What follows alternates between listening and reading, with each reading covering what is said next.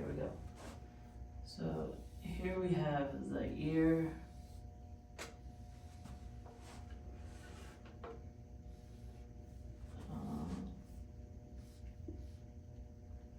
And then it has another part like this.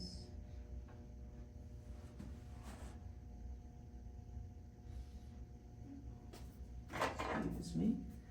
So this part is the outer ear where sound waves come in, and then they come in. This is the outer ear, and this is the inner part of the ear, or the middle part. And then lastly we have the cochlea.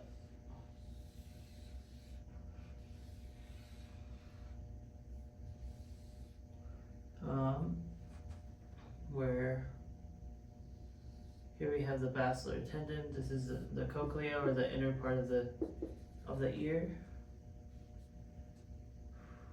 And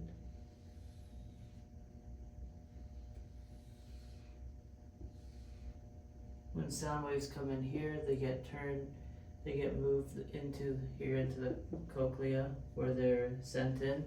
And the closer they are to the center here, the higher the frequency, and that's how we hear. We have different parts of the system that make it work. Like right here, we have the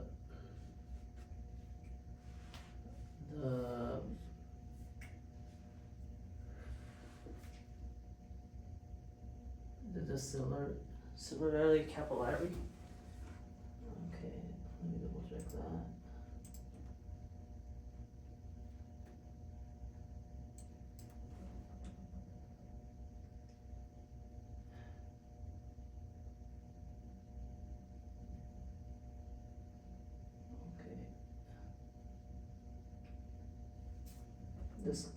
The scala vestibuli, that's what I was looking for. The scala vestibuli.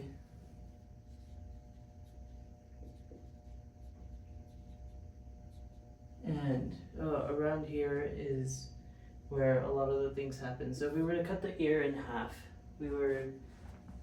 we'd get something kind of like a circle with a couple different parts, where we would be able to see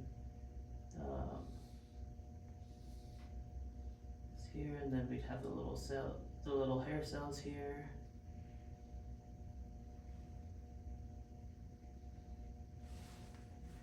And down here. Okay, then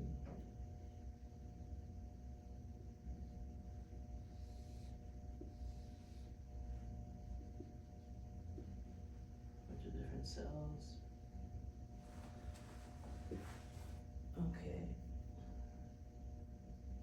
And this right here is the pectoral membrane. This is where a lot of the things happen. In the pectoral membrane, this is where a lot of shifts happen. It has the endolymph, while outside of it is known as the perilymph.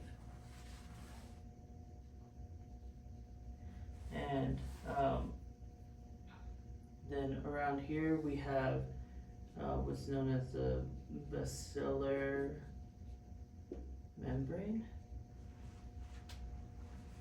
So the basilar membrane.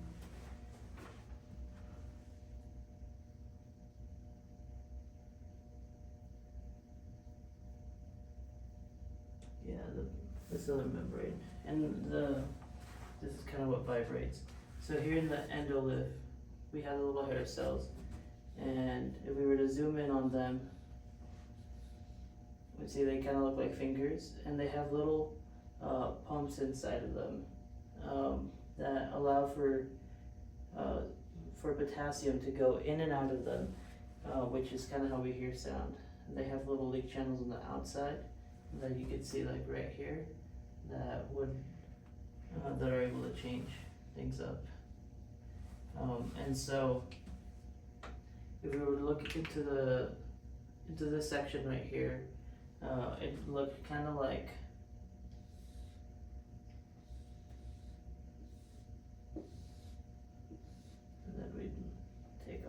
this.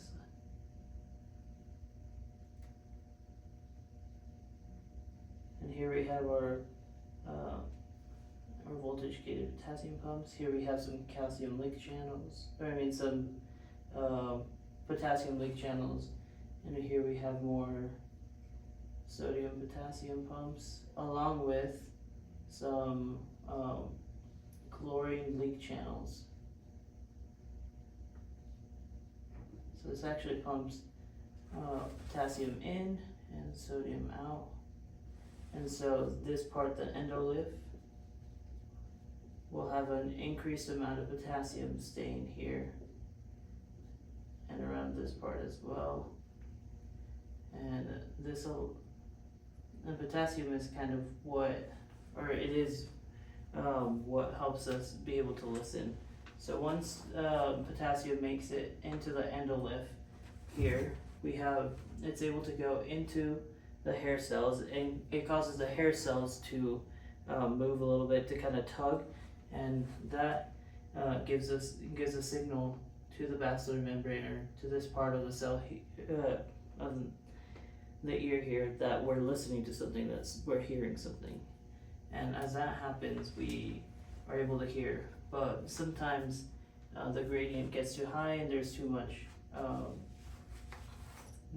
potassium, and so that's why we have leak channels here that allow the potassium to leave into the perilymph. And when that happens, we end up getting a positive gradient on the outside, and that's why chlorines come to help stabilize the outer membrane potential, to keep it from hyperpolarizing. The goal, or what potassium does here, is it depolarizes the hair cells, telling it, hey, we're hearing something. And that's about it. Yes, I have a question. Yes. Why there is no blood vessels burning inside of cochlea?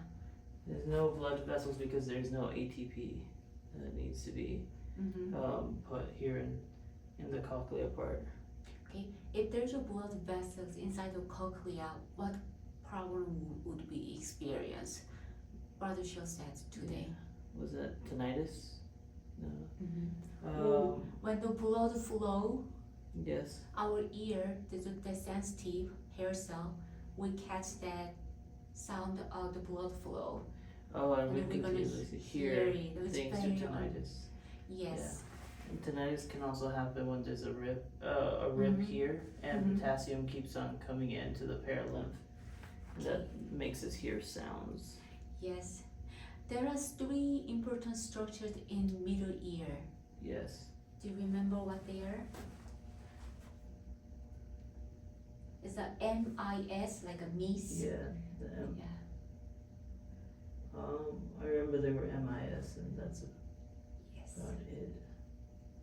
And this one's the M part, this is the I part, and this is the S part.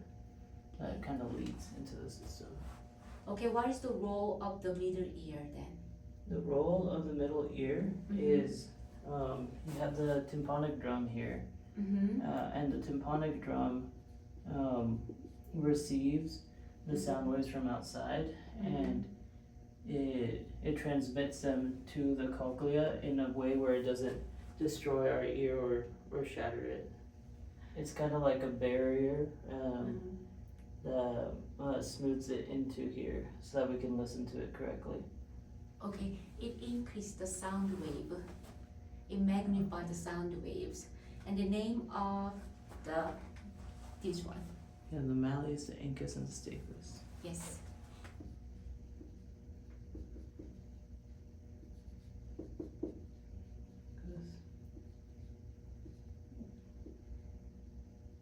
Stapes. So where does the tympanic membrane located exactly? It's located in the malleus. Yes.